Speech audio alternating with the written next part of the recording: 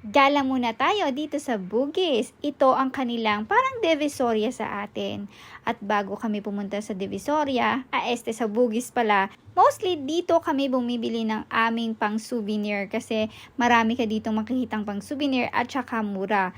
Meron ding tawad dito kasi sa ibang stall hindi ka makakita ng may tawad. Dito meron. At ang daming tao at turistang pumupunta dito para bumili. Wala itong aircon, so parang open area lang siya. Pag pumunta ka dito ng tanghali, syempre mainit dito. So, buti at pumunta kami ng umuulan, kaya malamig ang panahon. At siksikan dito. Salamat kami ngayon kasi medyo konti lang yung tao. Ayan, tingnan nyo. Makakakita at makakabili ka dito ng tig $5, $10.